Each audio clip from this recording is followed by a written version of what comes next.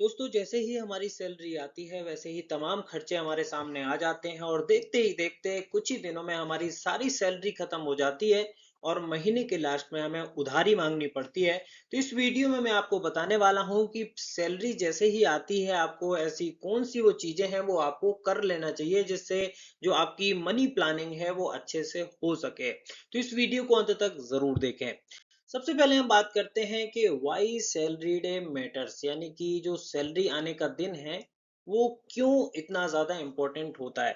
दोस्तों जैसे कि आप देख सकते हैं the first few days can decide where your money goes, यानी कि पहले कुछ दिन ही डिसाइड करते हैं कि आपका जो पैसा है जो सैलरी है वो कहाँ जाने वाली है।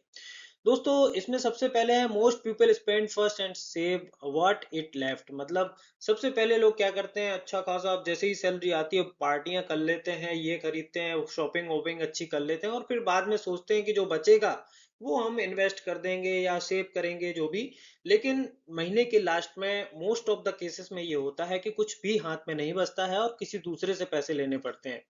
A better approach automate important money decisions immediately, यानी कि आपको जो बेटर अप्रोच होता है उसमें आपको ऑटोमेट करना चाहिए जो भी आपको इन्वेस्ट करना है उसके लिए, तो उसको ऑटोमेटिक करना बहुत जरूरी है। वो आप एसआईपी के थ्रू भी कर सकते हैं और भी कई सारे माध्यम है। Goal control cash flow before unnecessary spending starts, मतलब आपकी जो अननेसेसरी स्पेंडिंग यानी जो खर्चे आप करने वाले हो उसके पहले आपको कैश फ्लो को कंट्रोल कर लेना चाहिए, जो वो मैं आपको बता रहा हूँ। तो ऐसी 5 चीजें हैं। सबसे पहले आपको पे योरसेल्फ फर्स्ट, इसका मतलब है move saving investment money before life style spending, मतलब आपको सेविंग और इन्वेस्टमेंट के बारे में पहले सोचना चाहिए। ना कि जैसे ही सैलरी आती है वो अपनी लाइफ स्टाइल पे आप स्पेंड करना स्टार्ट करते हैं। देखिए पैसा बहुत ज्यादा दिखेगा तो आपको तरह तरह की चीजें आएंगी कि मैं यहाँ पे खा भी आता हूँ, मैं घूम भी आता हूँ और बहुत बाकी सारी चीजें आती हैं। आपको पता होगा जैसे ही सैलरी आती है पैसे आते हैं वैसी तमाम तरीके की आपकी इच्छाएं होने लगती हैं। तो set N automatic transfer on salary day, आपको ऑटोमेटिक ट्रांसफर एक बनाना है कि जैसे ही सैलरी आए तो वो ऑटोमेट हो जाए, मतलब कि जो आपकी किस्तें वगैरह हैं वो ऑटोमेटिक कट जाएं या जो सेविंग्स आपको करनी है वो ऑटोमेटिक आपके जैसे एसआईपी कर दी तो उसमें ऑटोमेटिक कट हो जाता है पैसा। और भी कई सारे ऑटोमेशन आप कर सकते हैं अपनी सैलरी के अंदर। दूसरा start with the realistic amount, consistency matters more than the perfect percentage. अब ऐसा नहीं है कि किसी ने बता दिया कि इतना परसेंट आपको इन्वेस्ट करना है तो आप उतना परसेंट आपका बच ही नहीं पा रहा है, तो आप एक रियलिस्टिक अमाउंट चुने कि जितना आप कंसिस्टेंसी के साथ कर सके, मतलब हर महीने आप कर सकें वो अमाउंट आप चुने। वो 2,000 भी हो सकता है, 5,000 भी हो सकता है, 10,000 भी हो सकता है, जिस तरीके से आपकी सैलरी है। Separate your investment saving account from your daily spending, मतलब एक ही अकाउंट ना रखें कि ऐसा हो कि उसी में सोच रहे हैं कि सैलरी आई है इसी से हम खर्चे कर लेते हैं और बाद में जितना बचेगा तो इन्वेस्ट कर लेंगे। आपके अकाउंट में कुछ भी नहीं बचेगा। तो उस जो आप डेली स्पेंडिंग करते हैं उसका एक अकाउंट अलग बनाएं। आजकल तो सेविंग अकाउंट कई सारे खुल जाते हैं तो उसका एक अकाउंट अलग बनाएं और महीने के जैसे ही सैलरी आती है वो पैसा उस अकाउंट में रख लें कि भाई मैं इतना ही खर्चा करूंगा। तो ये आप कर सकते हैं।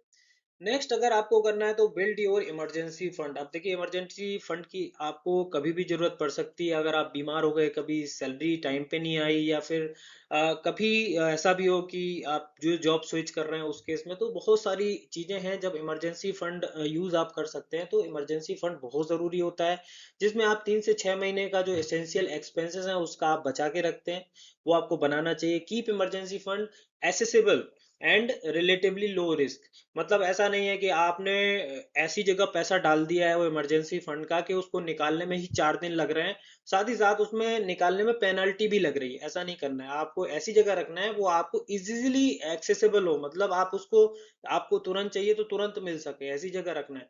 तो आप कहीं भी रख सकते हैं, जैसे एसआईपी में डाल के आप एफडी कर दीजिए, आजकल तो ऑनलाइन होता है और 24 घंटे में पैसा आप तुरंत आ जाता है, जैसे ही एफडी आप ब्रेक करेंगे वैसे ही आपके अकाउंट में आ जाएगा। तो ऐसे लो रिस्क में करना है और जहां पे आपको पेनल्टी कम लगे और इजीली एक्सेसिबल हो ऐसी जगह रखना है। Use it for genuine emergencies. अब कई लोग क्या करते हैं कि यार शॉपिंग करने गए तो शॉपिंग में पैसा कम पड़ रहा है तो वो इमरजेंसी फंड को यूज कर लेते हैं। ऐसा नहीं करना है आपको। जब जेन्युइन इमरजेंसी हो, जैसे आपकी सैलरी टाइम पे नहीं आ रही है, या फिर आप कहीं बीमार पड़ गए, आपकी फैमिली में कोई बीमार पड़ गया, या फिर कुछ ऐसी चीजें हैं जिसमें आपको जेन्युइनली इसकी जरूरत है, शॉपिंग, वेकेशंस, रूटीन स्पेंडिंग, इसमें इसका यूज मत करें, तो ज्यादा ज्यादा बेटर होता है। नेक्स्ट अगर हम बात करें pay bills and high cost debt, जो बिल है इसका क्लियरली ये है कि clear financial obligation before the spending. तो देखिए इसमें सबसे पहले ये आता है पे रेंट्स, जो आपके जिस किसी के भी रेंट जा रहे हैं, जैसे कि मकान का भी हो सकता है, और भी कई सारे इंश्योरेंस वगैरह लिए हैं आपने, बिल्स वगैरह जो आपके पेंडिंग रहते हैं मंथली, वो आप कर दीजिए। जो हाई एक्सपेंसिव डेट होते हैं, मतलब जो कर्जे लिए हैं और उस पर बहुत ज़्यादा आपका परसेंटेज लग रहा है या इंटरेस्ट लग रहा है, उसको आप जल्दी से जल्दी जमा कर दिए। Avoid taking a new loans, मतलब नए लोन को अवॉइड आप करें। तो ये एक स्ट्रेटजी हो सकती है। Next, invest automatically. देखो मैंने आपको पहले ही बताया था कि इसको ऑटोमेट करें, जैसे कि गोल बना करके, आजकल एसआईपी होती है, उसमें एक डे फिक्स कर देना पड़ता है, तो वो ऑटोमेटिक अपने अकाउंट से कट के इन्वेस्ट हो जाता है। वैसे आप कर सकते हैं म्यूचुअल फंड एसआईपी में ऑटोमेट पीरियडिक इन्वेस्टिंग। ये देखो बताया, do not invest emergency money. और देखो यहाँ पे भी बताया कि इमरजेंसी मनी को आप ऐसी जगह ना रखें कि आपको अ, उसको निकालने में दिक्कत हो। नेक्स्ट है सेट योर स्पेंडिंग लिमिट। तो अपनी स्पेंडिंग लिमिट भी आप बनाएं। Give every rupee a job, मतलब जो आपकी पैसे हैं उनको भी एक जॉब दें। ऐसा ना हो कि वो सेविंग अकाउंट में पड़े और जो वो पैसा दिनों दिन कम हो रहा है, ऐसा नहीं करें, है ना, उसको भी काम दें। After saving bills investment accounted for the defined spending budget, है ना। नेक्स्ट अगर बात करें तो keep separate limit for groceries. तो इसके लिए एक अलग लिमिट बनाए, जो ग्रोसरी, इंटरटेनमेंट, ये सब के लिए अलग लिमिट बना सकते हैं आप, है ना। और use a simply weekly spending limit to avoid the over spending before month end, है ना। तो इन सबसे आपको बचना चाहिए। आप वीकली स्पेंडिंग लिमिट बना सकते हैं कि इस वीक में मैं इतना ही खर्चा करूंगा, ओवर स्पेंडिंग से बच सकते हैं आप। तो मैं एक एग्जांपल आपके सामने रखना चाहता हूँ कि अगर आपकी सैलरी 50,000 रुपये है, तो आप किस तरीके से उसको डिवाइड कर सकते हैं। जैसे कि 15,000 रुपये आप इसमें एसेंशियल हाउस होल्ड पर्सनल जो एक्सपेंसेस हैं उसमें लगा सकते हैं। 10,000 रुपये की सेविंग या इमरजेंसी फंड के लिए उसको बचा सकते हैं। 10,000 रुपये लॉन्ग टर्म के लिए इन्वेस्ट कर सकते हैं। 10,000 रुपये रेंट, ईएमआई या फिक्स्ड ऑब्लिगेशंस जो हैं उसमें लगा सकते हैं। और 5,000 आप फ्लेक्सिबल रखिए कि जहां भी कम पड़े, तो बफर के रूप में जहां भी कम पड़े वहां पे आप लगा सकते हैं। अगर कहीं पे भी कम नहीं पड़ रहे हैं तो उसको भी लॉन्ग टर्म के लिए इन्वेस्ट कर सकते हैं, या कहीं और एक इमरजेंसी फंड या कोई एसआईपी कर सकते हैं। इस तरीके से आप इन्वेस्ट कर सकते हैं। अब देखिए जो मैंने आपको बताया वो केवल और केवल जो इसमें मुझे मिला उसके बारे में बताया, लेकिन आपकी खुद की भी एनालिसिस आपको करना है। जैसे कि 15,000 एसेंशियल हाउस होल्ड के लिए मैंने बोला, अगर कभी कभी इसमें ज्यादा भी हो जाते हैं, कभी कभी कम भी हो जाते हैं, तो उसको आपको बैलेंस करना है। ये एक एवरेज बता दिया है। तो जो भी आप लिमिट बनाएं वो ऐसी बनाएं कि वो कंसिस्टेंसी रहे, कि मतलब जो आपको लॉन्ग टर्म है ना, वो 10,000 रुपये आप कंसिस्टेंसली हर महीने दे सको।